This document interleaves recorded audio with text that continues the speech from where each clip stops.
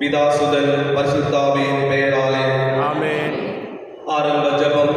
விண்ணிலும் மண்ணிலும் வாழ எல்லா உயிரினங்கள் பிழைக்கவே எங்கள் தந்தையே, இதோ உம் பிள்ளைகள் என்ற முறையில் நாங்கள் உம் ஆட்சியின் வளத்திற்கேற்ப உம் ஆவியினால் எங்கள் உள்ளங்களில் நாங்கள் வலிமையும் சக்தியும் பெற அருள் புரியும். நம்பிக்கையின் வழியாக கிறிஸ்து எங்கள் உள்ளங்களில் குடிக்கொள்ள செய்தரும். அன்பே எங்கள் வாழ்வுக்கு ஆகியோரும் அருளை அதன் அடிப்படையுமாக அமைய அருள் புரியும். நாங்கள் இறை மக்கள் அனைவரோடு சேர்ந்து கிறிஸ்துவின் அன்பின் அகலம், நீளம், உயரம், ஆழம் என்னவென்று உயிர்த்து வர செய்தரும். அறிவு கடந்த தம்பினால் நாங்களும் நிரப்பப்பட்டு முழு நிறைவடைய அருள் புரிவதாக. ஆமென். நம் விருப்பங்களை அறிந்து நிறைவேற்றும் இறைவனுக்கு கிறிஸ்து வழியாக புகழும் மகிமையும் என்றென்றும் எல்லா தலைமுறையிலும் ஒலிப்பதாக. ஆமென். மன்றாடுவோமாக. அன்பு இறைவா, என் பாவங்களுக்காக களையப்பட்ட உம் திருமகன் இதயத்தின் வழியாக உம் அன்பை பொழிய திருவுளம் கொண்டீரே. அதே அன்பை எங்கள் வாழ்வில் வெளிப்படுத்தி உம்மை மகிமைப்படுத்த அருள் புரியுமாறு உம் திருமகன் இயேசு கிறிஸ்து வழியாக உம்மை மன்றாடுகிறோம். ஆமென். அனைவரும் முழந்தாளிடுவோம். நவநாள் ஜெபம். கேளுங்கள் கொடுக்கப்படும், தேடுங்கள் கண்டடைவீர்கள், தட்டுங்கள் திறக்கப்படும் என்று திருவாய் மலர்ந்த இயேசுவே, உம் வார்த்தை நம்பி உயிருள்ள நம்பிக்கையோடு உம் திருப்பாதத்தை வணங்கி பணிவோடு மன்றாடும் எங்கள் வேண்டுதலை அவரவர்கள் சொந்த கருத்துக்களை திரு தியானத்தில் சமர்ப்பிப்போம்.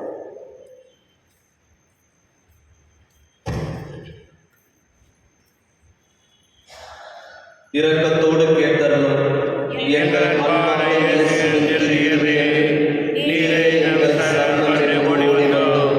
இக்கட்டளைகளில் நீரே எங்கள் துணை, துன்பத் துயரத்தில் நீரே எங்கள் ஆதரன், சோதனை வேளையில் நீரே பலன்.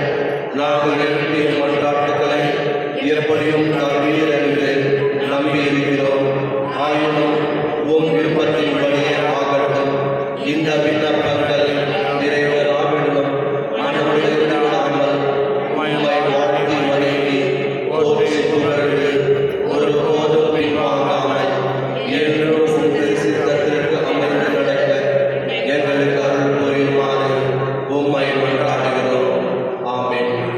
திருபலியின் கருத்து நாங்கள் ஒப்புக்கொடுக்கிறோம். இந்த அதிர்வுள்ளத திருப்பலி வழியாக தந்தையோடும் தூய ஆவியாரோடும் ஒன்றாக உம்மை ஆராதிக்கிறோம். உமக்கு நன்றி கூறுகிறோம். எங்கள் பாவங்களுக்கு பரிகாரமாக இப்பலியை தந்தை கற்பழித்து என் பணிவான விண்ணப்பங்களை நாங்கள் பெற்று மகிழ அருள் புரியும்.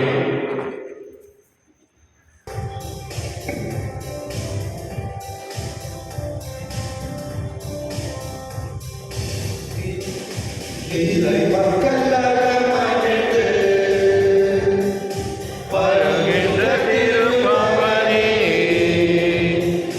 திருச்சபை இணைந்து கிறிஸ்துவோடு தருமே யாக பலி. வாராயிரை திருக்குலமே, வாழ்வாய் பேருடனே. வாராயிரை திருக்குலமே, வாழ்வாய் பேருடனே. Good morning. இந்த திருவிழியானது நன்றெடுதலாக governor Samson, Jayapal Anand, Jayashree Joshua, Anthony Selvaraj, governor Mary Selva Chinnappan, Harry Pinto Jacinta, Teresa, Lucy Selvakumar, Mary Helen Joseph, Rebecca Sham, Elicia Selvam, Mary Jacqueline, Therasamma, Abi Usha Prem, Asha Dharam, Vedika Preeti, Kirti, Maria Jo Fernandez, Patrick Montero, Naveen Steffi Simona, Cynthia Manohar, Monica Mani, Jose Sheila, Francis Xavier, Gabriel Benedict, Felix Priya, Mary, Isabella, Sushila, Arul Raj, Manoj Kumar, Ashwini, Vinod Kumar, Shailaja, Rita Jayaprabhu, Stanley Joy, Rajna Ratnam, Shiva Kumaresan, Ajit, Prakash Medi, Melto Arun, Mary Moses, John Fatima, Stanley Joy, Rajna Ratnam, Louis Rani, Malakudi, Jaisraj Anthony, Florence Charles, Shanti, Stella Rogan D'Souza, Venkatesh Arukya Mary.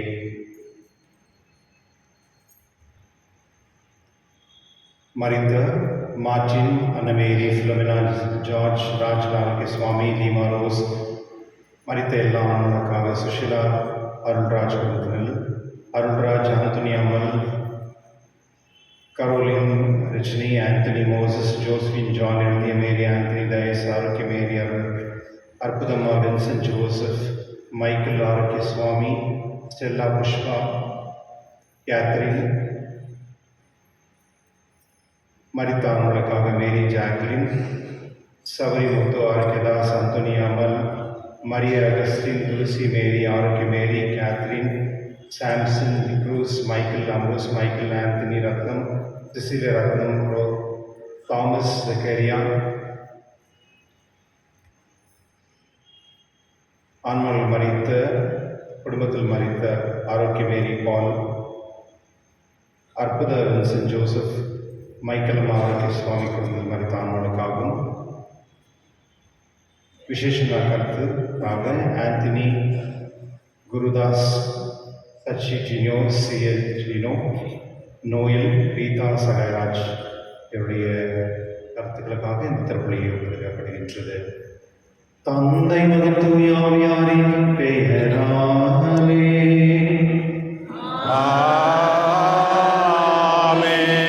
நம் ஆண்டவராகிய இயேசு கிறிஸ்துவின் அன்பும் கடவுளின் அன்பும் தூய ஆவியாரின் நட்புறவும் உங்கள் அனைவரோடும் இருப்பதாக.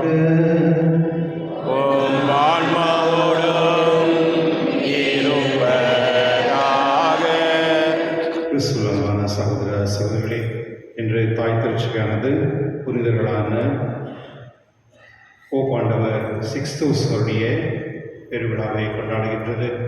இவர் 258ஆம் ஆண்டில் ஒரே ஒரு ஆண்டு தான் அவர் போப்பாண்டவராக இருந்தவர். அவரை கொலை செய்யப்பட்டார். மற்றும் அவரோடு 4 டீக்கன்ஸ்கள் திருப்பலி நடத்தி கொண்டிருக்கும் பொழுதே அவரை தலைவெற்றி கொன்றார்கள். அந்த காலகட்டத்தில்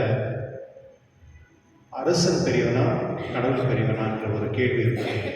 இந்த கேள்வியில் கிறிஸ்தவர்கள் அரசனுக்கு எதிராக அவர்கள் வாழ்கிறார்கள் மற்றும் அவர்கள் நாட்டுக்கு எதிராக தீங்கு செய்கிறார்கள் என்று அந்த காரணத்தினால இந்த புனிதரையும் மற்றும் 4 டீக்கன்களையும் கொல்லப்பட்டார்கள்.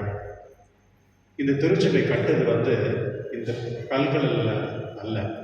நம்ம நிறைய பேரை திருச்சபை கட்டடம் பார்த்து தான் ரொம்ப அழகாக இருக்குது திருச்சபைன்னு நினைக்கிறோம்.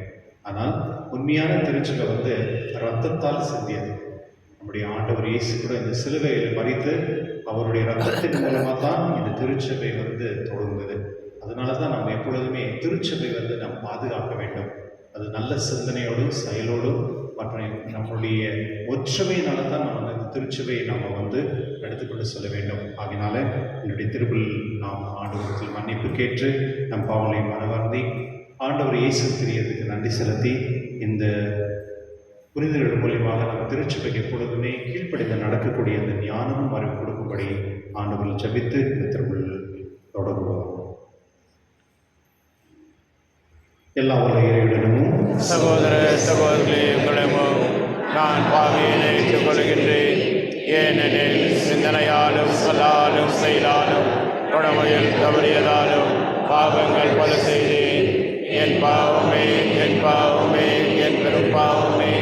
ஆகையால் இப்பொழுது கல்யாண புனித மரியாவையும் வானதூதர் புனிதர் அனைவரையும் சகோதர சகோதரர்களே உங்களையும் நாம் இறைவனாகிய ஆண்டவரிடம் எனக்காக வேண்டிக் கொள்ள மன்றாடுகின்றேன்.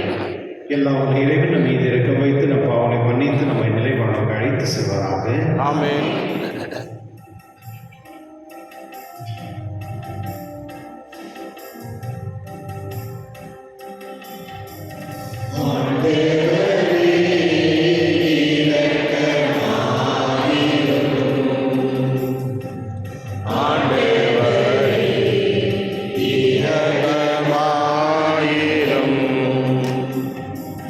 கிறிஸ்துவே இரக்கமாயிரும்.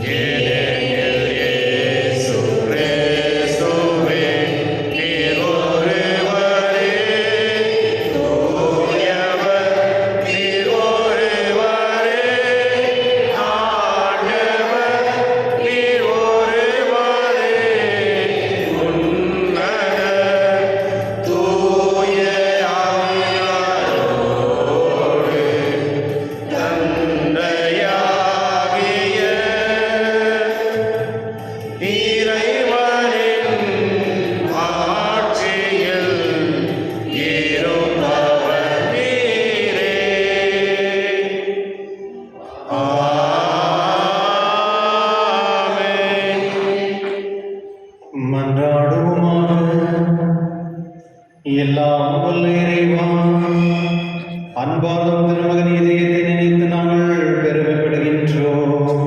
தாம் பேரின்பனால் அவர் எங்களுக்கு புரிந்தவராகிய மேலான நன்மைகளை நினைவு கூறுகிறோம். உண்மையான நன்பின் ஊற்றாகிய திரையிலிருந்து பொங்கி வழிவார்களை நாங்கள் பெற்றுக்கொள்ள செய்வீராக. உம்முடைய தூய ஆவியோடு ஒன்றாக இறைவனாய் என்றென்று வாழ்ந்து ஆட்சி செய்கின்ற நீரே. ஆமென்.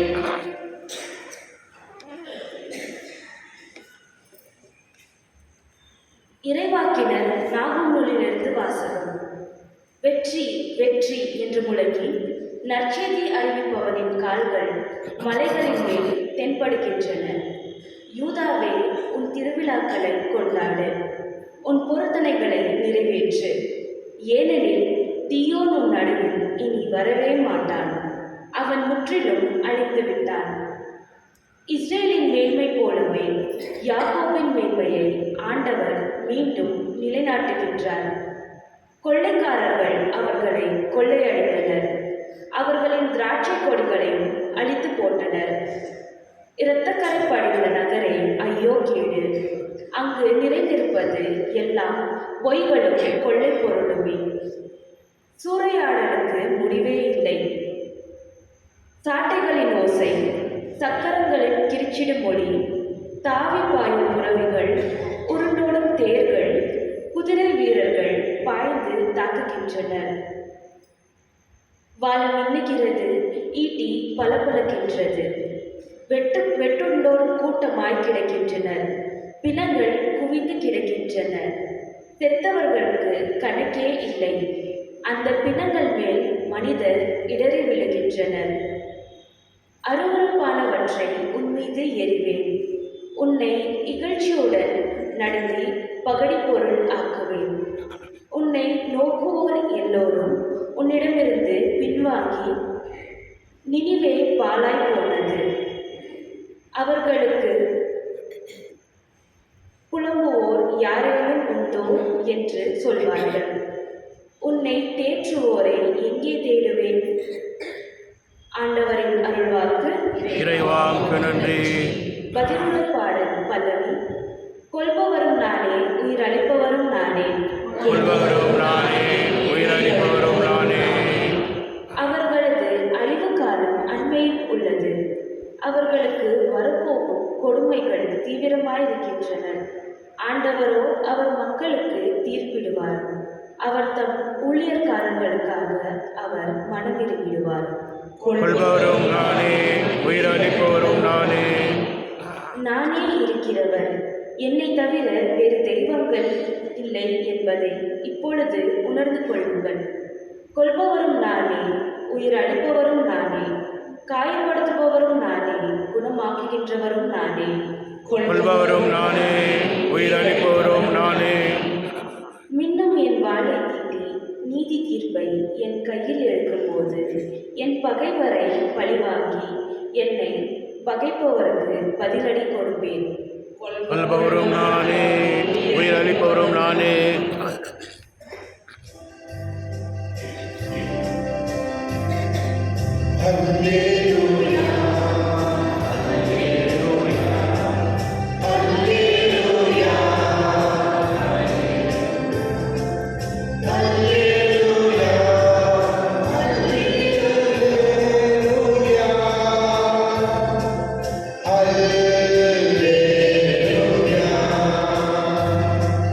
நீதியின் பொருட்டு துன்படுவோரே பேறு பெற்றோர்.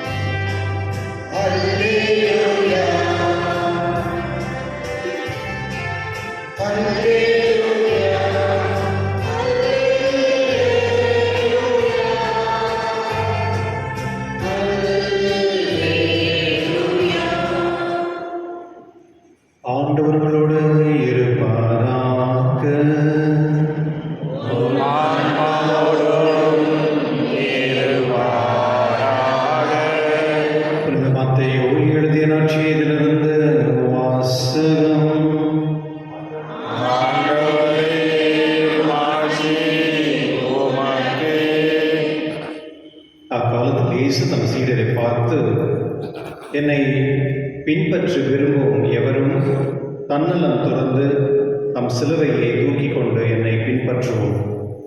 ஏனெனில் தம் உயிரை காத்துக்கொள்ள விரும்பும் எவரும் அதை இழந்து விடுவார். மாறாக என் பொருட்டு தம்மை அழித்துக் கொள்கிற எவரும் வாழ்வு அடைவார். மனிதர் உலகம் முழுவதையும் ஆதாயமாக்கிக் கொண்டாலும் தம் வாழ்வை இழப்பெறினில் அவருக்கு கிடைக்கும் பயன் என்ன? அவர் தம் வாழ்வுக்கு ஈடாக எதை கொடுப்பார்? மானிட மகன் தம் தந்தையின் மாட்சியோடு தம் வானத்துதரோடு வரும்பொழுது அப்போது ஒருவருக்கொருவர் அவர்கள் செயலுக்கு ஏற்ப கைமாறு அளிப்பார். நான் உறுதியாக உங்களுக்கு சொல்கிறேன், இங்கு இருப்பவர்கள் சிலர் மானிட மகனது ஆட்சி வருவதை காண்பதற்கு முன் சாக மாட்டார் என்றார். ஆண்டவரின் அருள்வாக்கு. கிறிஸ்துவே உமக்கு புகழ். கிறிஸ்துவில் அன்பான சகோதர சகோதரிகளே, இப்பொழுதெல்லாம் நம்ம முதல் வெள்ளி திருவிழிக்கு வருகிறோமோ அன்று கடந்த மாதத்துடைய நன்றியிடுதலாக நாம் கடவுளுக்கு நன்றி செலுத்துகின்ற முறையில் நாம் திருவிழி பங்கு கொள்கின்றோம். இல்லது இந்த மாதத்துக்கு தேவை இருக்க அந்த கடவுளுடைய அருளும் ஞானம் அறிவு பெற்றுள்ளதுக்கு அதுவும் மீண்டும் நன்றியிடுதலாக நாம் திருவிழில் பங்கு கொள்கின்றோம். ஒரு அரசன் இருந்தான். இந்த அரசன் ஆட்சியில் நிறைய மினிஸ்டர்ஸ் எல்லாம் இருந்தாங்க. அந்த அரசன் எப்போதுமே ஒரு கேள்வி மக்கள்கிட்ட கேட்பார். இந்த நாட்டில் நான் பெரியவனா கடவுள் பெரியவனா அப்படின்றது கேள்வி கேட்பார். யூஸ்வலாக நம்ம எப்படி நடந்துக்கணும்? யாராவது நம்மளை யாராவது நம்ம மேலே இருக்கவங்க யாருன்னா ஏதாவது கேட்டால் நம்ம என்ன பண்ணுவோம்? அவங்களுக்கு பெருமையாக பேசுறதுக்காக நம்ம அட்ஜஸ்ட் பண்ணி எல்லாம் சொல்லுவோம் இல்லையா? அதுபோல் அங்கே இருந்த மினிஸ்டர்ஸ் எல்லாம் கடவுள் பெரியவர்கள், நீங்கள் தான் பெரியவர் அப்படின்னு சொல்கிறாங்க. அப்படி எப்போதும் சொல்லுவாங்க. ஆனால் அந்த அரச மக்களில் இருந்த ஒரு ஞானி, ஒரு மினிஸ்டர் அவர் எப்போதுமே எந்த பதிலும் சொல்லவே மாட்டார். அப்போது அரசனுக்கு சில நேரத்தில் அந்த சிந்தனை இருந்தது, இந்த ஒரு மனுஷன் மட்டும் என்னை எதுவுமே சொல்ல மாட்டேன்றாரு, அதனால் எப்படின்னா அவரை மாட்டணும் அப்படின்னு வெயிட் பண்ணிட்டே இருந்தார். கடைசியில் ஒரு நாள் அவருக்கு டைரெக்டாகவே கேட்குறாரு, எல்லாரும் இந்த நாட்டில் நான் தான் பெரியவன் அப்படின்னு சொல்கிறாரு, ஆனால் நீ மட்டும் எதுவுமே சொல்ல மாட்டேன், இப்போ நீயே சொல்லு, நான் இந்த நாட்டில் நான் பெரியவனா கடவுள் பெரியவன்? அப்போது அந்த ஞானி சொல்கிறாரு, கரெக்ட் பண்ணால் நீங்கள் தான் பெரியவர். இப்போ ஏன் இவ்வளோ நாள் சொல்ல? இல்லை பாருங்களேன், நீங்கள் எவ்வளோ பெரியவர்னா ஒருவேளை இந்த நாட்டில் யாராவது உங்களுக்கு எதிராக ஏதாவது சொன்னாங்கன்னா நீங்கள் என்ன பண்ணுவீங்க? இந்த நாட்டிலேருந்து வெளியே தூரமாக வச்சுருவீங்க, இல்லை அவங்கள கொலை பண்ணுவீங்க, ஏதாவது பண்ணுவீங்க, இல்லை நீங்கள் தூரம் வச்சிடலாம். ஆனால் கடவுள் பாருங்களேன், கடவுள் அவர் ஒருவேளை அவர் அரசராக இருந்தார்னா, அவங்களோட பெரியவராக இருந்தார்னா, இந்த உலகத்தில் எல்லாமே அவர் தான். அவர் எங்கே வைக்கிறார்? ஒரு மனிதனை இங்கேருந்து எங்கே கொண்டு வைக்கிறார்? எல்லா இடமும் அவருக்கு தானே அப்படின்னு சொல்லும் பொழுது அப்போ தான் அந்த அரசனுக்கு ஒரு புரிதல் வருதான். நான் பெரியவனா கடவுள் பெரியவனான்ற புரிதல் அப்போ தான் வந்துட்டான். அப்போத்துலேருந்து அவர் கொஞ்சம் அடக்கி வாசினார் அப்படின்னு சொல்கிறாங்க. கிறிஸ்துவன் பண்ணலே சில நேரத்தில் நம்முடைய வாழ்க்கையில் நம்ம கூட எப்படி தான் நடந்துக்கிறோம்? நான் பெரியவனா கடவுள் பெரியவரா? கடவுள் பெரியவனா அப்படின்னு சொல்ல நம்ம சொல்கிறதில்ல, அந்த செயலை நம்ம காட்டுறோம். எப்படி அப்படின்னா, தினந்தோறும் வாழ்க்கை வாழும்போது நம்ம எனக்கு பிடிச்ச மாதிரி தான் நம்ம வாழ்கிறத தவிர கடவுளுக்கு பிடிச்ச மாதிரி வாழ்க்கை நம்ம வாழ்றது. யோசிச்சு பாருங்க, நம்ம செய்யக்கூடிய எல்லா செயலும் யாருக்கு விருப்பமாக இருக்கும்? எனக்கா கடவுளுக்கா? ஒருவேளை கடவுளுக்கு சார்ந்ததாக நான் வாழ்கிறேன் அப்படின்னா அவருடைய சிலுவை கொண்டு நான் போகிறோம். சிலுவைன்றது நான் அது எப்பொழுதுமே பெஸ்ட்டும், அது எப்பொழுதுமே ஒரு அழகு, எப்போதுமே அது பாரமானது, அது ஒரு நோவில் இருக்கக்கூடியது. அதாவது சிலுவை எப்போதுமே மகிழ்ச்சியாக இருக்காது. அந்த சிலுவை எப்பொழுதுமே ஒரு துன்பத்தோடு இருக்கும். அந்த துன்பன்றது கடவுள் நம்மளுக்கு கொடுத்துருக்க வாழ்க்கையில் சில வரக்கூடிய சில விஷயங்கள். குடும்பத்தில் ஒரு அமைதி இல்லாத ஒரு நிலைமை இருக்குன்னா அது சில நேரத்தில் நம்மளே அதை கிரியேட் பண்ணணும். சில நேரத்தில் இயற்கையாகவே கடவுளே நம்மளுக்கு அந்த சுச்சுவேஷன் கிரியேட் பண்ணுறாரு. சில நேரத்தில் சில பேர் ரொம்ப சிக்காக இருப்பாங்க. அது பார்ட் ஆஃப் லைஃப். கடவுள் அதை கொடுத்துருக்க ஒரு சிலுவை. சில நேரத்தில் நம்மளுடைய பாவத்தினால நம்ம சில நேரத்தில் நம்மளுடைய பாவத்தினால நம்ம சிக்காயிடும். கிறிஸ்துவன்களே, என்னுடைய நற்செய்தியில் பார்க்கும் பொழுது ஆண்டவர் தன்னலம் தொடர்ந்து தன் சிலுவையை தூக்கி கொண்டு என்னை பின்பற்றுவோம் அவர் எப்பொழுதுமே பேர் பெற்றவர்கள் அப்படின்னு சொல்கிறார். அப்போது கடவுளுக்காக நான் என்னுடைய வாழ்க்கை நான் அர்ப்பணம் செஞ்சு அந்த கடவுள் கொடுத்த வாழ்க்கைக்கு நான் நன்றி செலுத்தி அவர் கொடுக்குற எல்லா சூழ்நிலையும் நான் மகிழ்ச்சியோடு நான் கொண்டு போக முடியும் அப்படின்றது தான் என்னுடைய நற்செய்தி சொல்லப்படுகிறது. இன்று 2வது விஷயத்தை பார்க்கும் பொழுது தம் உயிரை காத்து கொள்ள விரும்பும் எவரும் அதை இழந்து விடுவார். மாறாக என் பொருட்டு தம்மை அழித்துக் கொள்கிற எவரும் வாழ்வு அடைவார் அப்படின்று ஆண்டவர் சொல்கிறார்.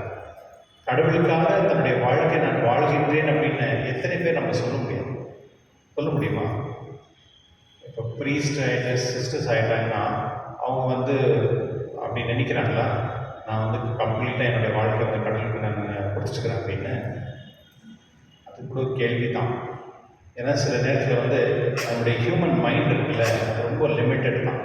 அது ஒன்றும் அவ்வளோ பெரிய கிரியேட் பண்ணலாம் ஒன்றும் கிடையாது. ஒரு மனிதன் தன்னுடைய உயிரை காத்து கொள்பவன் அவன் எழுதுகிறான். இது எவ்வளோ பெரிய வார்த்தை. இது நம்ம சிந்திக்கும் பொழுது தான் அதுக்குள்ள ஒரு பயம் நமக்கு தெரிஞ்சு. இப்போ நான் என்னை பாதுகாத்துக்கணும், நான் நல்லா இருக்கணும், ஹெல்த்தியாக இருக்கணும், நல்லா சாப்பிடணும், நல்லா தூங்கணும், நான் எப்போதும் மகிழ்ச்சியாக இருக்கணும், நான் சந்தோஷமாக இருக்கணும். இதுதான் நம்ம விருப்பப்படுறோம் இல்லையா? இதை விட்டு வேற யாருன்னா விருப்பப்படுறீங்களா? கொஞ்சம் பணம் இருக்கணும், எனக்கு எந்த ஒரு கஷ்டமும் நோவும் வரக்கூடாது. ஆனால் தம் உயிரை காத்துக்கொள்ள விரும்பும் எவரும் அதை இழந்து விடுகிறார்கள். எப்போ? இதுதான் கேள்வி. இப்போ நம்ம இவ்வளோலாம் நம்ம செய்கிறோமே, நம்முடைய உயிர் நம்ம கையில் இருக்கா? கிடையாது.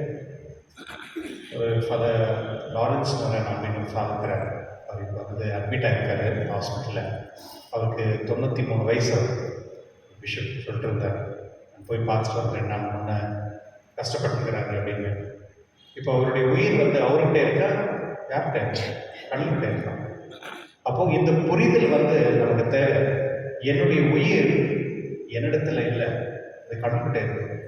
கடவுள்கிட்ட இருப்பதனால நம்ம எப்பொழுதுமே கடவுளுக்கு கீழ்ப்படிந்து நடக்கணும் அப்படின்ற அந்த ஞானம் நமக்கு தேவைப்படுது.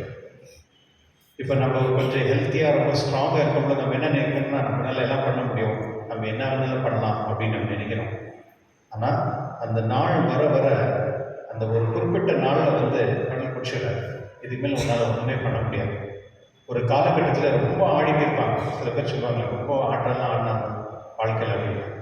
அந்த நாள் வர்ற சமயத்தில் அவனுடைய வாழ்க்கை ஃபுல்லாக கம்ப்ளீட்டாக ரெஸ்ட் பண்ணுவாங்க. கடவுளுக்காக நான் வாழ்கிறேன் அப்படின்னு நம்ம வாயால் சொல்கிறோம், ஆனால் உண்மையாக நம்ம வாழ்கிறோம் அப்படின்றது பெரிய கேள்வி தான். இன்னைக்கு அதுதான் ஆண்டவர் சொல்கிறார், தம் உயிரை காத்துக்கொள்ள விரும்பும் எவரும் அதை இழந்து விடுவார். மாறாக என் பொருட்டு தம்மை அழித்துக் கொள்ளுகிற எவரும் வாழ்வு அடைவார்கள். இன்னைக்கு பாருங்களேன், இந்த போப்பாண்டவர் கிறிஸ்துஸ் அவருடைய வாழ்க்கை அவர் 1 ஆண்டு தான் போப்பாண்டவராக இருந்தார். அந்த சமயத்தில் ஒரு பெரிய புயல் இருந்தது. என்ன அப்படின்னா, நிறைய பேர் இந்த அரசர்களுக்கு பயந்து என்ன பண்ணுவாங்கன்னா, கிறிஸ்துவ ஞானஸ்தானம் பெற்று விட்டு போயிட்டு இருந்தாங்க. அப்போ மறுபடியும் அவங்க மறுபடியும் திருச்சபைக்கு வரும் பொழுது அப்போ இருக்கிற லீடர்ஸ் என்ன சொல்கிறாங்கன்னா, பிஷப்ஸ் எல்லாம் இப்போ ஏற்கனவே அவங்க விட்டு போயிட்டாங்க திருச்சபை, அதனால் அவங்க ஞானஸ்தானம் அடைஞ்சிச்சு, அதனால் மறுபடியும் அவங்க ஞானஸ்தானம் மறுபடியும் கொடுக்கணும், அவங்களுக்கு மறுபடியும் வந்தாங்க அப்படின்னு. அப்போ போப்பாண்டவர் சொல்கிறாரு, ஞானஸ்தானத்துக்கு 1 முறை தான், அது 1 முறை கொடுத்தா போதும்.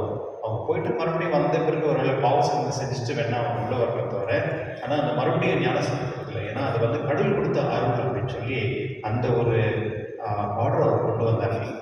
அப்பொழுது தான் திருச்சபையில் ஞானஸ்தனுடைய பெருமை அன்னைக்குலேருந்து இன்னைக்கு வரையும் ஞானஸ்தனம் 1 முறை தான். சில பேர் இந்த மரம் தாண்டி போயிட்டே இருப்பாங்க, இந்த மரம் அந்த மரம் அப்படி தாண்டி போவாங்க. சில நேரத்தில் கத்தோலிக்க திருச்சபையில் இருப்பாங்க, அங்கேருந்து ப்ராட்டஸ்டன்ட் போவாங்க, அங்கேருந்து வேறு சர்ச் போவாங்க, அப்படி மாறி மாறி போயிட்டே இருப்பாங்க. 1 முறை கத்தோலிக்க திருச்சபையில் அவங்க ஞானஸ்தானம் பெற்றுக்கிட்டாங்க, அது சாகர வரையும் அந்த ஞானஸ்தானம் தான். அதனால திருச்சபை மறுபடியும் 2வது முறையில் கொடுக்காங்க. அந்த ஆர்டர் கொண்டு வந்தது புனிதர் சிக்ஸ்தூஸ் போப்பாண்டவர். கிறிஸ்துவன் அவர்களே, இது நடந்தது எப்போ? 200 வருஷம். அவர் வந்து 4வது போப்பாண்டவர். அப்போது ஒரு மனிதனுடைய அழைப்பு வந்து கடவுள் நம்ம கொடுத்துருக்கிறது வந்து அவருக்காக நம்ம வாழணும் அப்படின்றதுக்காக தான். இன்னைக்கு எத்தனை குடும்பங்கள் வந்து உண்மையாக வந்து நான் கிறிஸ்தவ குடும்பத்தை சேர்ந்தவன், நான் என்னோட குடும்பம் வந்து முழுமையாக கடவுளுக்கு சம்மந்தப்பட்டது, என்னுடைய வாழ்க்கை முழுதுமே கடவுள் சார்ந்தது அப்படின்னு வாழக்கூடிய மனிதர்கள் எத்தனை பேர் இருக்காங்க?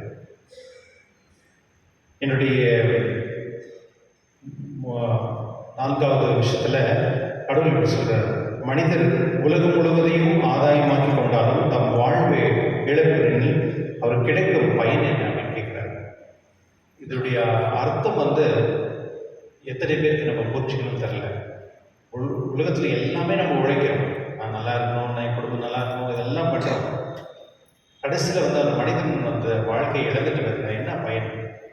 இந்த ஒரு கேள்வி தான் வந்து இந்த இக்னேஷியஸ் லோயலா வந்து அவர் படிக்கும் பொழுது அவர் வந்து இந்த கேள்வி கேட்டிருந்தார். இந்த பிரான்சிஸ் சேவியர் வந்து அப்போ அவர் படிச்சுட்டு இருந்தார். அவருக்கு உலகத்திலேயே சிறந்த ஒரு சான்சலர் ஆகணும் அப்படின்னு விருப்பப்பட்டார். உலகத்திலேயே சிறந்த ஹையஸ்ட் பொசிஷனில் நான் இருக்கணும் அப்படின்னு விருப்பப்பட்டார். அவர் எப்பொழுதுமே சொல்லுவார், கேட்பாங்களே பசங்களை, நீ என்ன ஆகணும்னா நான் டாக்டர் ஆகணும், இன்ஜினியர் ஆகணும்னு சொல்லுவாங்கள்ல, அதுபோல் அவர் வந்து பெரிய இன்டலெக்சுவல் பெரிய யூனிவர்சிட்டியில் படிக்கும் பொழுது ப்ரொஃபஸர் கேட்குறாங்கல்ல, நீங்கள் என்ன ஆகணும் அப்படின்னு விருப்பப்படுறதுக்கு அவர் சொல்கிறத, நான் சான்சலர் ஆகணும் அப்படின்னு, ஹையஸ்ட் பவர் வேர்ல்டு இருக்குது. அப்போது இக்னேஷியஸ் லோயலா சொல்கிறார், இந்த வார்த்தை தான் யூஸ் பண்ணுறார், உலகமெல்லாம் தனதாக்கி கொண்டாலும் தன்னுடைய உயிர் இழந்து விட்டால் அதனுடைய பயன் என்ன அப்படின்னு கேட்கும் பொழுது அதை சிந்திச்சு அப்போ தான் அவருக்கு புரிதல் வருது. நான் என்ன யோசிச்சுருக்கேன், எதுக்காக நான் அந்த உலகத்தில் இருக்கிறதெல்லாம் நான் பெற்றுக்கொள்ளணும் அப்படின்னு சொல்லி கடவுளை ஆண்டவரை ஏற்றுக்கொண்டு ஒரு சாதாரண ஒரு மனிதனாக இந்தியாவுக்கு வந்து அவர் வந்து இந்த நாட்டில் எவ்வளோ பேரை வந்து ஞானஸ்தானம் பெற்று கடவுளுடைய வார்த்தையை கொண்டு வந்து கொடுத்தார். அவருடைய உடல் தான் அந்த கோவாவில் இருக்கிறது. நம்மளே இந்த ஒரு வார்த்தை வந்து ரொம்ப முக்கியமானது. நம்ம என்ன பண்ணுறோம்னா எல்லாரும் நம்முடைய கண்ட்ரோலில் இருக்கணும்னு நினைக்கிறோம். வீட்டில் கணவன், மனைவி, பிள்ளைகள், மாமியார், இல்லை என்னது மருமகம், இந்த மாதிரி இருக்கிறவங்க எல்லாருமே. அப்போது எல்லாருமே என்னுடைய கண்ட்ரோலில் இருக்கணும் அப்படின்ட்டு நம்ம விருப்பப்படுறோம். ஏன்னா நம்ம வந்து என்ன சொல்வது, ஒரு மேலே இருக்கணும், நம்ம மற்றவங்களை கண்ட்ரோல் பண்ணோம் அப்படின்னு. இன்னைக்கு இந்த ஒரு வார்த்தை மட்டும் உண்மையிலேயே நம்மளுடைய வாழ்க்கையில் நம்ம சிந்திச்சோம்னா என்ன சொல்றது, இந்த புரிதல் வருமா அப்படின்னு தெரியல. ஒரு மனிதன் வந்து நமக்கு தேவைதான். எது தேவைன்னா, எனக்கு ஒரு வேளை சாப்பாடு இருக்கா அது போதும், எனக்கு தூங்குறதுக்கு இடம் இருக்கா போதும். நிறைய பேர் சொல்லுவாங்க, அதாவது இங்கே வீடு இருக்குது, அங்கே வீடு இருக்குங்க. சரி, நீ எங்கே தூங்குற, எவ்வளோ தூங்குறதுக்கு எவ்வளோ இடம் இருக்குது, அதுதான் உன்னுடைய இடம். நீ 2-3 அப்பார்ட்மெண்ட் வச்சுக்கிறேன், நான் இவ்வளோ, அதெல்லாம் ஒன்றும் யூஸ் இல்லை. கிறிஸ்துவனுடைய இன்னைக்கு வந்து ஆண்டவர் இயேசு ஒரு கடைசி ஒரு வார்த்தை சொல்கிறார், ஒவ்வொருக்கும் அவர்களுடைய செயலுக்கு ஏற்ப கைமாறு அளிக்கப்படும் அப்படின்னு சொல்றார். அப்போது இந்த உலகத்தில் வாழும் பொழுது நம்ம வந்து கடவுளுக்கு சார்ந்த வாழ்க்கை வாழக்கூடிய விருப்பம் நம்மள்கிட்ட இருக்கணும். அது மட்டும் இல்லாமல் நம்ம எப்பொழுதுமே ஒரு சர்வீஸ் ஓரியன்டாக இருக்கணும், மற்றவங்களுக்கு சேவை செய்யக்கூடிய மனப்பான்மையோடு இருக்கணும். குடும்பத்தில் எப்பொழுதுமே ஒரு ஒற்றுமை இருக்கணும், திருச்சபையில் எப்பொழுதுமே ஒரு ஒற்றுமை இருக்கணும். நம்ம செய்யக்கூடிய எல்லா செயல்களும் வந்து அது மற்றவங்களுக்கு பயன்படும். அது பிள்ளைகளுக்கோ குடும்பத்திலேயோ மற்றவங்களுக்கோ ஒரு மாடலாக நம்ம இருக்கணும். நம்ம எப்பொழுதுமே வந்து கடவுள் கொடுக்குற வாழ்க்கையை ஏற்றுக்கொண்டு வாழக்கூடிய அந்த தன்மை உள்ளவர்களை நம்மளே மாற்றிக்கொள்ள வேண்டும். நம்ம நிறைய முறை வந்து என்ன பண்ணுறோம்னா, நம்மளுக்குன்னு ஒரு செட் ஆஃப் லைஃப் நம்ம ப்ரிப்பேர் பண்ணிக்கிறோம். நான் இப்படி இருந்தால் தான் கம்ஃபர்டபுளாக இருக்கும், இப்படி இருந்தால் தான் எனக்கு நல்லதாக இருக்கும். கிறிஸ்துவனுடைய என்னுடைய இயேசு திரியத்தை பார்த்து நம்ம திருவிழி பங்கு கொள்ளும் பொழுது, அந்த இதயத்தை பார்க்கும் பொழுது, அந்த இதயம் பாருங்களேன், அப்படியே ரத்த ஓட்டமாக இருக்கும். அது நம்ம கிட்ட போய் பார்க்கும் பொழுது தான் தெரியும் அது எவ்வளோ பெயின் இருக்கு அப்படின்னு. ஆனால் உண்மையில் என்ன தெரியுமா, அவர் பட்ட ஒரு ரத்த சிந்தையும் அது வந்து அவர் வெசனப்பட்டு படலை, விருப்பப்பட்டு தன்னுடைய மக்களுக்காக அந்த இதயத்தை வந்து அவர் என்ன சொல்றது தாங்கிக் கொண்டு அந்த அவருடைய பட்ட எல்லா நோவுகளும் வந்து மற்றவர்களுடைய இதயத்துக்காக அந்த கொடுக்கப்பட்ட ஒரு இதயமாக அது நம்மளுக்கு தெரியப்படுகிறது. கிறிஸ்துவர்களே, இன்று கடவுளுக்கு நாம் செபிப்போம். இறைவா, உன்னுடைய இதயம் போல என்னுடைய இதயம் மாற்றி நான் எப்பொழுதுமே என்னுடைய வாழ்க்கையில் நான் எனக்காக வாழாமல் மற்றவர்களுக்காக நான் வாழக்கூடிய தன்மையை தந்து நான் எப்பொழுதுமே அன்புக்கும் பாசத்துக்கும் விசுவாசத்துக்கும் மற்றும் மகிழ்ச்சியாக இருப்பதற்கும், அதாவது ஒற்றுமையாக இருக்கக்கூடிய அனைத்து வரவசம் எனக்கு தந்து நான் உன்னுடைய சீடு, நான் உன்னுடைய கொடுக்கக்கூடிய அனைத்து சிலுவை நான் ஏற்றுக்கொள்ளக்கூடிய அந்த தன்மையும் அந்த ஆசீர்வாதம் தரும்படி இந்த திருவள்ளுவர் பண்றார்கள்.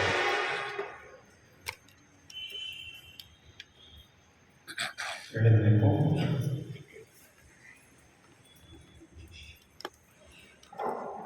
அன்பான சகோதர சபையை நாம் இறைவனாருக்கு செயல்களை நினைவு கூர்ந்திடவும் இங்கே ஒன்றாய் கூடியிருக்கின்றோம்.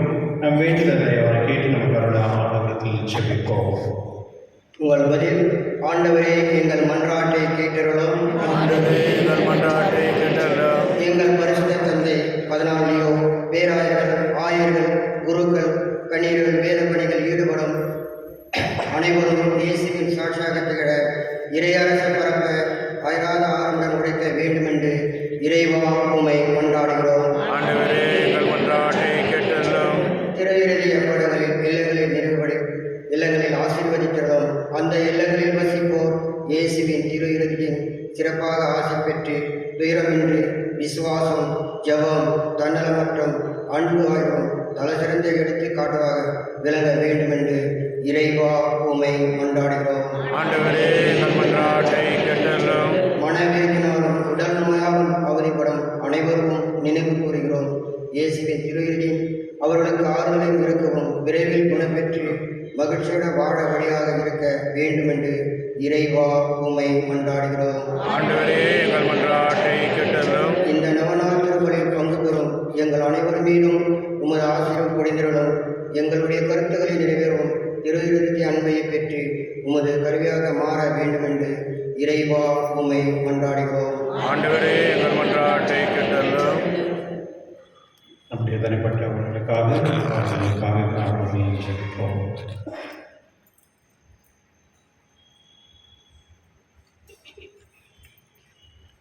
இறைக்கமுள்ள இறைவா, உம்மை முன்றாடும் திருச்சபை ஜெபங்கள் உமக்கு உதவராயிருக்க செய்தது. எங்கள் தகுதியில் நம்பிக்கை கொள்ளாமல் உமது இறக்கத்தை மட்டுமே முன்னிட்டு நாங்கள் கேட்பதை தந்தருள வேண்டும் என்று எங்கள் ஆண்டவராக இயேசு கிறிஸ்து வழியாக உம்மை மன்றாடுகின்றோம்.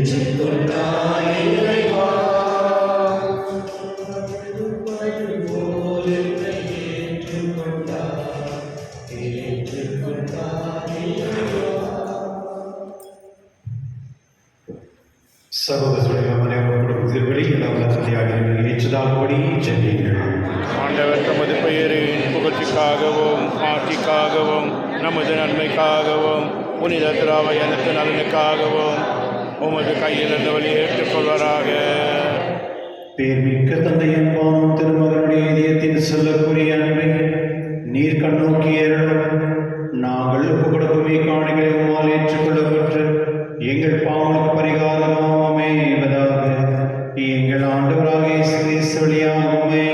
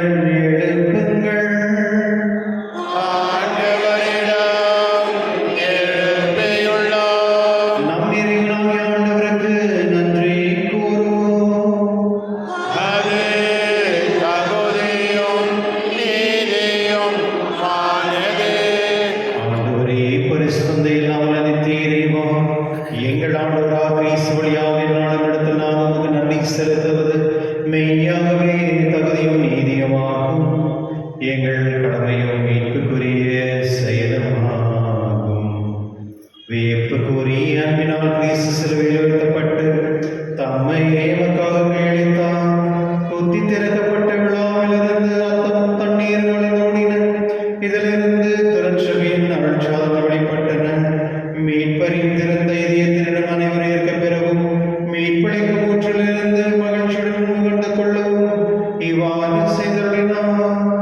ஆகவே தூதராதை தூதரோடு அருள் சொல்வோம். ஆட்சி பெறும் மற்றும் அரசு அணிகள் அனைவரோடும் சேர்ந்து நாங்கள் உமது மகிமை புகழ்ந்து பாடி முடிவின்றி பாடுவதாவது.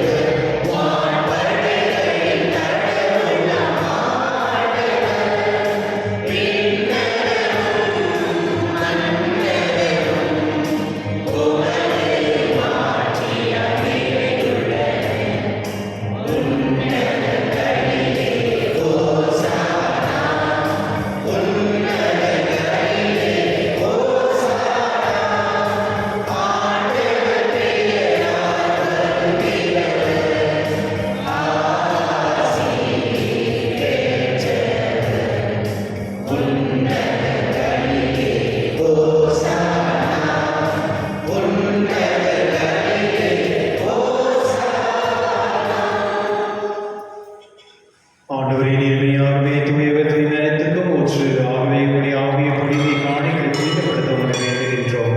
இவ்வாறு எங்கள் ஆண்டவர் இயேசு கிறிஸ்துவின் உடலும் இரத்தமாக எங்களுக்கு வைமாறுவாக. அவர் பாடுபட உள்ளம் கணிந்து தம்மை கழித்த போது அப்பத்தை எடுத்து நன்றி செலுத்தி அதை விட்டு தம் சீடர்களுக்கு கூறியதாவது: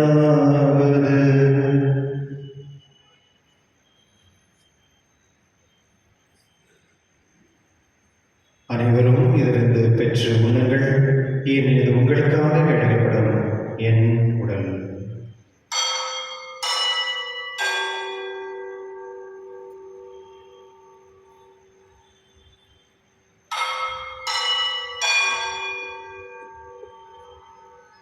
அவ்வண்ணமீற விருந்தி அருந்திய பின் கிண்ணத்தையும் எடுத்து மீண்டும் அவருக்கு நன்றி கூறி தம் சீடர்கள் கிடைத்தவர்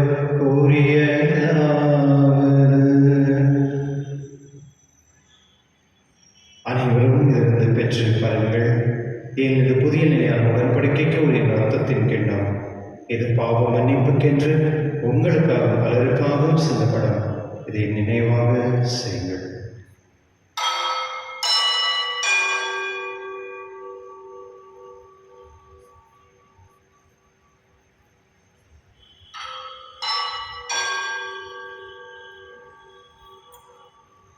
நம்பிக்கையின் மறைபொருள்.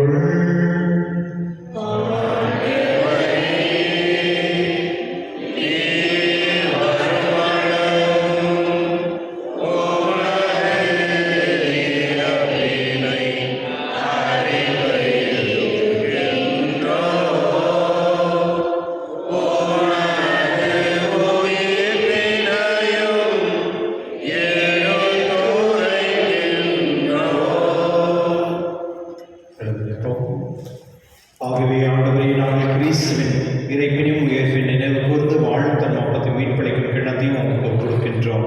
உம் திருமணம் என்று உங்கள் ஊழியம் புரிய தகுதியுடன் எங்களை ஏற்றுக்கொண்டீர். எனவே உங்களுக்கு நன்றி செலுத்துகின்றோம். மேலும் கிறிஸ்துவின் உடலிலும் ரத்தத்திலும் பங்கு கொள்ளும் எங்களை தூயாக ஒன்று சேர்க்க வேண்டும் நம்மை தாழ்வுடன் கொண்டாடுகின்றோம். ஆண்டவரை உலகெங்கும் பரவிருக்கும் திருவின் நினைவு கூர்ந்துள்ளோம். எங்கள் திருத்தந்தை லியோ, எங்கள் ஆயர் பீட்டர், எல்லா திருநிலையாகிய அனைவரோடும் திருவில் அன்பை நிறைவேற செய்துள்ளோம். மேலும் உயர்த்தலும் எதிர்நோக்கும் தொழில் கொள்ளும் எங்கள் சகோதர சகோதரியும் இறந்தோரையும் இரக்கத்துடன் உமது திருமண ஒளியில் ஏற்றுள்ளோம். எங்கள் அனைவர் மீதும் இரக்கமாயிரம். கடவுள் கணித்தான் புனித மரியாவுடைய கணவனான புனித யோசேப்பு, புனித திருத்தூதர்களை உலகில் உமக்கு உகந்தவராகிய புனித அனைவரோடும் நாங்கள் நிலை வாழ்வில் பங்கு கொள்ள தகுதி பெற்று உம் திருமகனை இயேசு கிறிஸ்து வழியாக புகழ்ந்தேது வளர்ல உம்மை மன்றாடுகின்றோம். இவர் வழியாக இவரோடு இவரில் எல்லா வல்ல இறைவனாகிய தந்தை தூய ஆவியாரின் ஒன்றிப்பில் எல்லா புகழும் ஆட்சியும் என்றென்று உமக்கு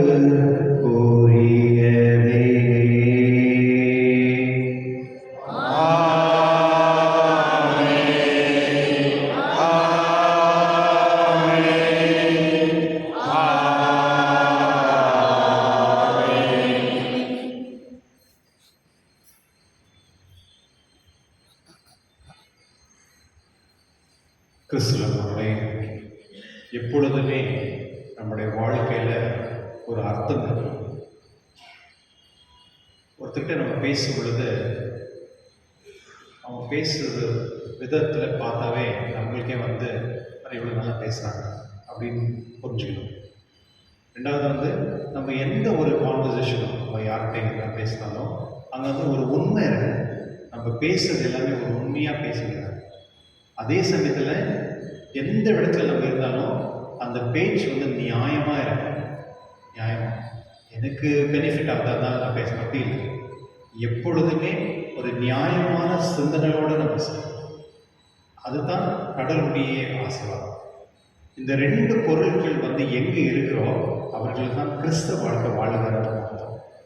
ஒருவேளை நான் பேசக்கூடிய பேச்சு அது என்ன சொல்கிறது, அது ஒரு சமாதானத்துக்கோ இல்லை அது ஒரு நல்ல சூழலில் கொண்டு வரலைன்னா அப்போ அந்த கிறிஸ்துடைய ஆசீர்வாதம் இல்லைன்னு தான் அர்த்தம்.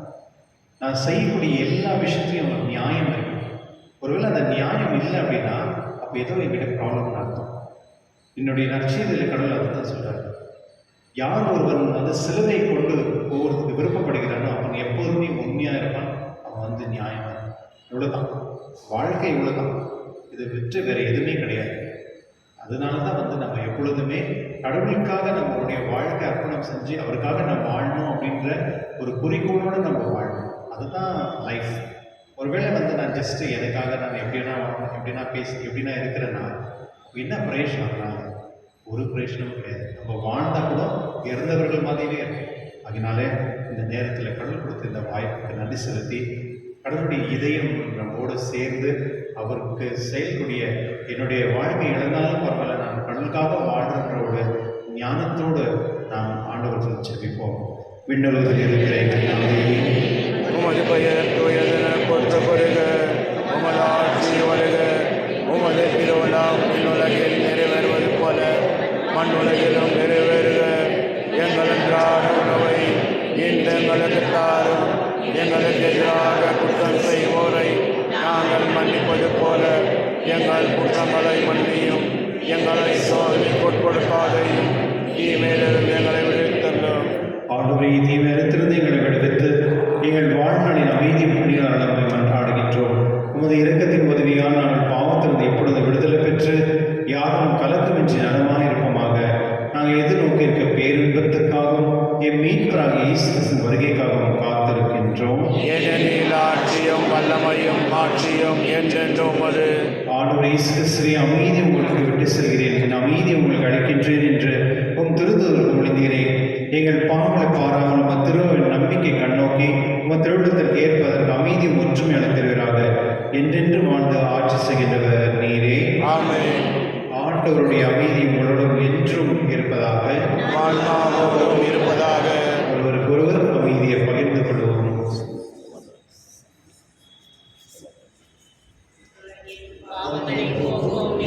செம்மறியே, எம்மேல் இரக்கம் வையும். உலகின் பாவம் போக்கும் செம்மறியே, எம்மேல் இரக்கம் வையும். உலகின் பாவம் போக்கும் செம்மறியே, எமக்கு அமைதி அருளும்.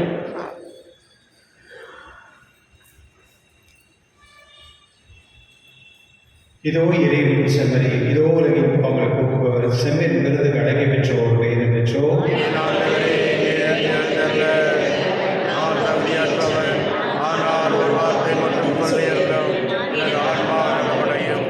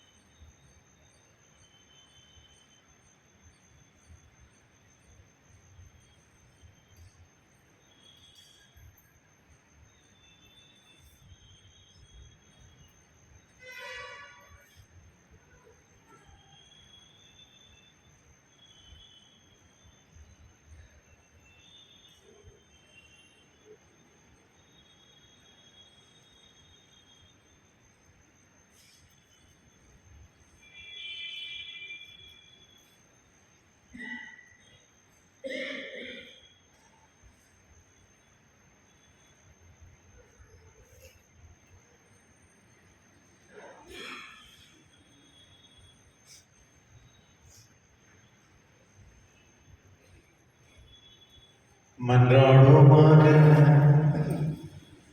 இறைவா, இந்நாள் நூற்றாண்டுகள் புனித பாச பற்றியே செய்வதாக. இவ்வாறு நாங்களும் திருமகனிடமே என்றும் ஏற்க பெற்று எங்கள் சகோதரத்தில் அவரை காண கற்றுக்கொள்வோமாக. எங்கள் ஆண்டவராக இயேசு கிறிஸ்து வழியாக உம்மை மன்றாடுகின்றோம். அவர்களுடைய ஆசீர்வாதத்தில் ஜெபிப்போமாக.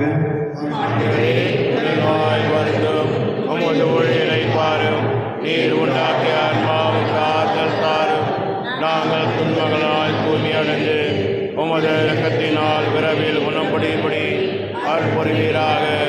எங்கள் ஆண்டவராக இயேசு கிறிஸ்துவின் பெயரால் ஆமென். ஆண்டவர்களோடு இருப்பாராக. உம் ஆன்மாவோடும் இருப்பாராக. சரி, ஆசிப்பெற இறைவன் ஆசிப்பெற தலைவனமாக ஆண்டவராக இயேசு கிறிஸ்து உங்களை பாதுகாக்க உங்கள் நடுவிலும் உங்களை காப்பாற்ற உங்களுக்குள்ளும் உங்களுக்கு வழிகாட்ட உங்களுக்கு முன்னும் உங்களுக்கு காவலாக உங்களுக்கு பின்னும் உங்களை ஆசீர்வதிக்க உங்கள் மேலும் இருப்பாராக. ஆமென். எல்லாம் வல்ல இறைவன் தந்தை மகன் தூய ஆவியார் அனைவரையும் ஆசீர்வதிப்பாராக. ஆமென். சென்று வாருங்கள், திருவழியை நிறைவேறிற்று. இறைவனுக்கு நன்றி. கிறிஸ்துவனால இன்று 3 மணிக்கு டிவைன் மர்சி இருக்கும். அது வந்து ஃபாதர் நடத்துவார். யாருன்னா விருப்பம் இருப்பவர்கள் வந்து 3 மணிக்கு வரலாம். மற்றும் இன்னும் நைட்டு விச்சில் இருக்கும், அதில் வந்து பங்கெடுப்பவர் எடுக்கலாம். 9 மணிக்கு இங்கே வந்து மெடிக்கல் கேம்ப் இருக்கும். சென்ட் ஃபிலோமினஸ் ஹாஸ்பிட்டல்லேருந்து யாருக்கெல்லாம் வந்து டாக்டர்ஸ் மீட் பண்ணோம் இல்லை பிளட் டெஸ்ட் எல்லாம் பண்ணோன்னா அந்த சர்வீஸ் எடுத்துக்கலாம்.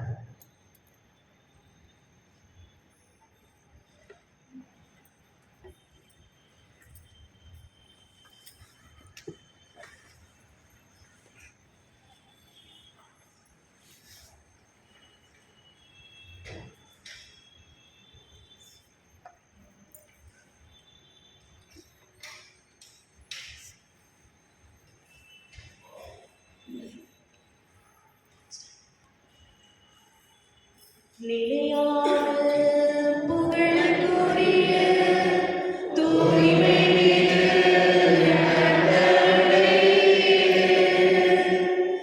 எல்லா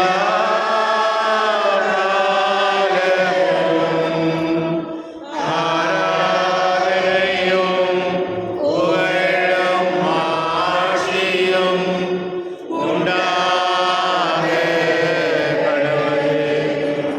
நிலையான புகழுக்குரிய தூய்மை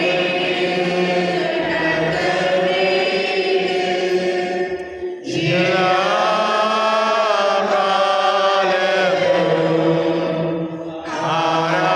ஆராதனையும் புகழும் ஆட்சியும் உண்டாக கடவுளே.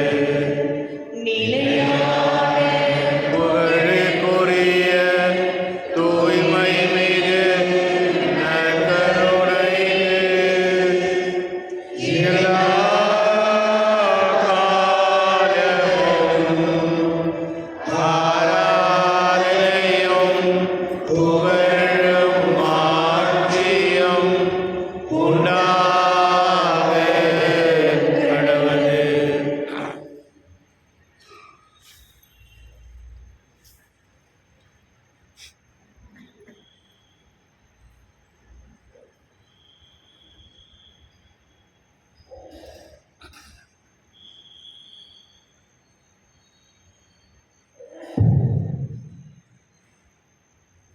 இயேசுவின் திருதயமே,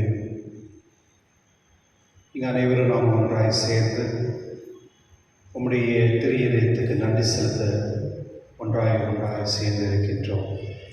அன்பு நிறைவா, கடந்த மாதத்துடைய அனைத்து வரவசங்களை தந்ததுக்காக நன்றி செலுத்துகின்றோம். நீர் கொடுத்த அனைத்து ஞானம் அறிவதற்காக நாம் நன்றி செலுத்துகின்றோம்.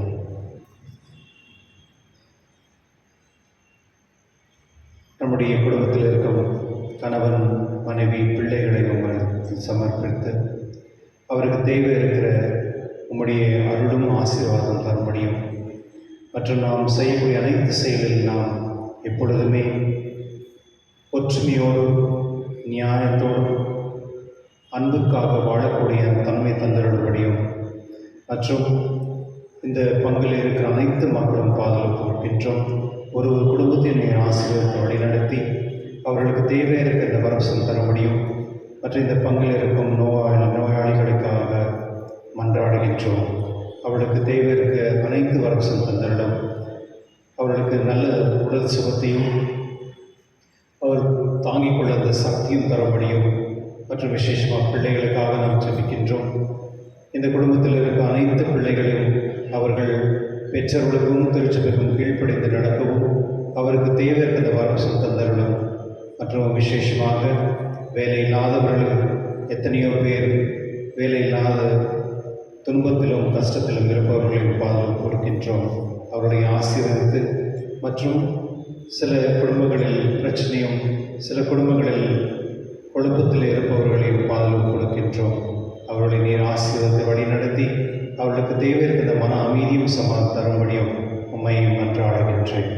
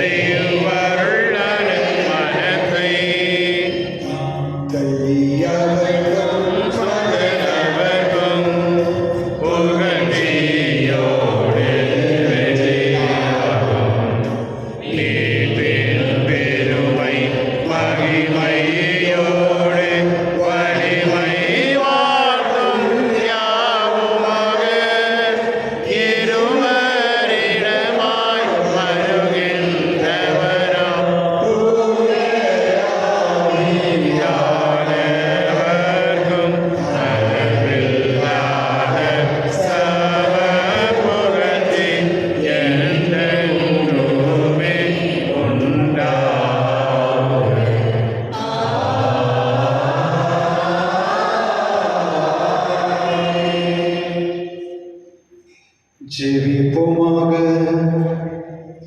இறைவா, இந்த வியப்புக்குரிய திருநசாத்திலே உம்முடைய திருப்பாடல் நினைவுகளுக்கு விட்டு சென்றீரே. உமது திரு ரத்தம் இவற்றின் மறை பொருளை வணங்கும் நாங்கள் உம் மீட்பின் பலனை இடைவிடாமல் அனுபவிக்க அருள் புரியுமாறு உம்மை மன்றாடுகின்றோம். என்றென்று வாழ்ந்து ஆட்சி செய்கிறவர் நீரே.